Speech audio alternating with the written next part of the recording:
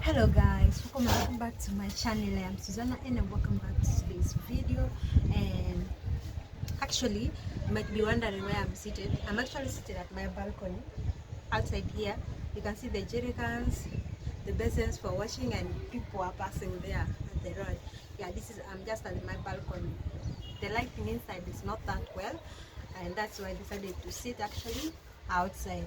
So thank you so much for watching my videos. If you're new here and you haven't yet subscribed to my channel, kindly subscribe, share, like and comment. I do appreciate your support. And if you're a returning subscriber, thank you so much for coming back to watch my videos. Meanwhile, today's video is actually all about when should I start family planning. Yeah, when should I start family planning as a first time mom? Okay, so many of the people have been asking me actually on my Facebook, most especially my Facebook. They normally ask me, they normally send me messages, things like that, asking me when is the best time to start family planning. So let me give you all the history about family planning, about how to start family planning. All that, you see, as a first time mom, you know that time when you give birth and you come back home and you lock yourself in the house, you stay in the house for like 2 weeks, where without associating with other neighbors outside, with your friends, and maybe you normally only take your baby to get the sun vitamins outside for just 30 minutes, and then you come back in the house and stay in the house. Even the food your husband or anyone is the one who brings it for you and cook for you, and you don't want to know for the first 2 weeks when you're in the house. Sorry. So when you give birth, your first time mom, and you're back from the hospital, maybe you're still in the hospital, always they normally, that's why in many of my videos I prefer you actually go to public hospitals. Yeah, don't go for private hospitals. Okay, maybe you can go, but the most hospitals that I prefer ever are public hospitals. Okay, so I prefer that all your antenatal, when you're starting as a first time mom, you go for public hospitals, because the more you go to private, the more you spend the money even before giving birth. You're still preparing for the baby, for the welcoming of the baby, and you've started wasting that money. Even going for antenatal, you have to pay in private. Even getting that medicine for antenatal tablets, fast tablets, you have to pay. But in public, you don't pay. They give you free of charge.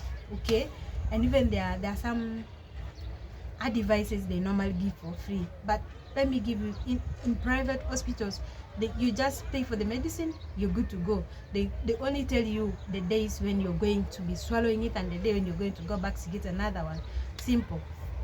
But anyways, I prefer you as a first time mom, when you're going to give birth for the first time, you go for public hospitals, because the more you go there, the more they give you the full advice. Okay, those guys are good, but sometimes are bad. Even in private hospitals, same applies. There are doctors which are good, and there are those who are bad.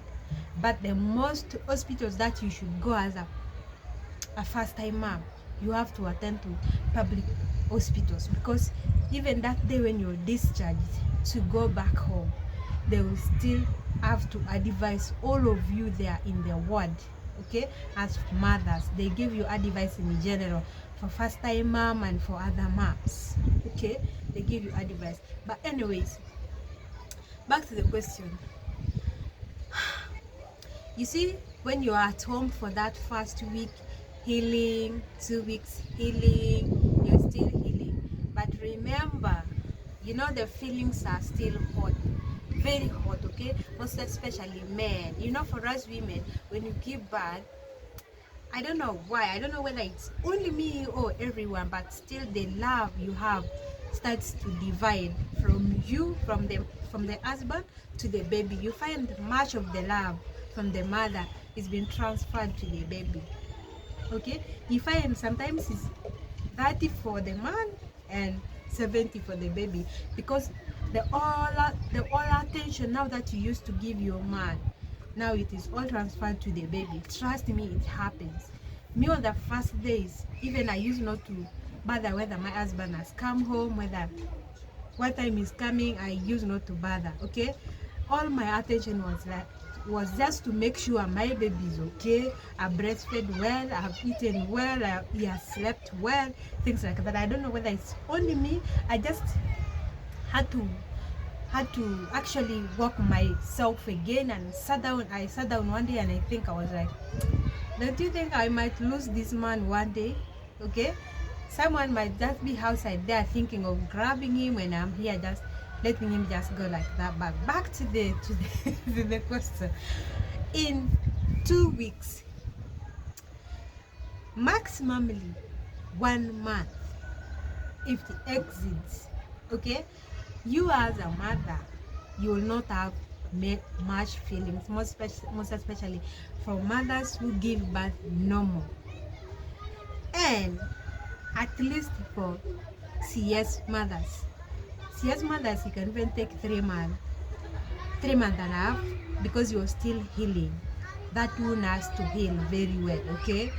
But like for me, it took me 6 months, okay, to heal, because it was really painful and it was my first time. I was not used to it and I was just in pain, okay? But it took me 6 months to properly heal, okay? Yeah, but all in all, I actually went for my family planning when I was 2 months, because my wound was already healed, but not that properly, okay? But as for the mother who has given normal, that 2 weeks, 2 weeks, when you're taking your baby for umbilical checkup, you have to get family planning in 2 weeks. Trust me, if you don't get in 2 weeks, you're going to carry another baby.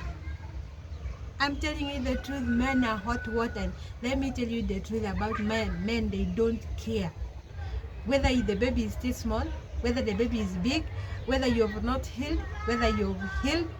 They do not care. Trust me, they don't care. All they want what they want. And if you're not prepared, you're going to get pregnant for another baby when that baby is still small.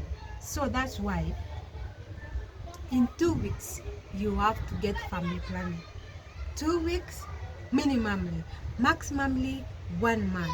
You have to get your family planning in 1 month. Trust me, if you misbehave anyhow, anywho, you will get another baby. So family planning is actually good for you to, it will even make you actually to plan for your future, to plan for your kids, to plan how you're going to be giving birth, not to give birth rapid, like babies are just leaving each other in 1 year, 1 year, 1 year, 1 year, 1 year, things like that. It's not good. With this hard cost of living these days, you have to minimize how you give birth. Trust me, if you don't as a mother, men don't care. You are a mother, you have to care. Also, you have to care for your health, for your soul. Yeah, because if you don't care as a mother, for you, you're going to stay in the house for long. Every year you're the one in the house taking care of this one, the other one is in the stomach, the other one also, which is not good. Okay, so family planning is good. Will make you actually make plans on how to give birth, or how to plan for your future, space your kids. That's why it is being brought as family planning, so that you plan how to space your kids. Maybe the firstborn should be like 5 years, and maybe the secondborn will be like 1 year. Yeah, that is the best spacing ever. 5 years, 1 year, 7 years, 2 years. So it is good to space kids instead of giving birth like today, next year, in 2025 you've given birth, 2026 you've given birth, which is not good. It is not good, and yeah, it will also affect your family, because with this cost of living, you'll be having problems. So go for family planning as a first-time mom. Don't miss it out. Plan for yourself, plan for your future, and think about it. 2 weeks is the best period to get family planning.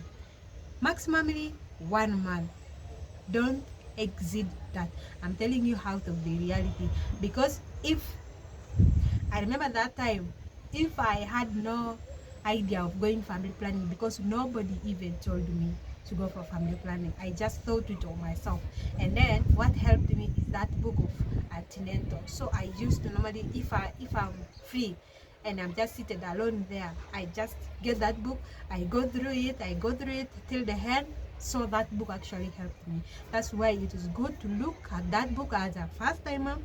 Don't wait for neighbors to tell you or your friends to tell you. No, some friends are not good, so don't wait for them. Just do it by yourself. Do what you know. Okay, so thank you. That's all for today's video. Thank you so much for watching. I'll see you on my next video. I am Susanna N. Don't forget to subscribe, share, like, give the video a thumbs up. See you on the next video. Bye bye.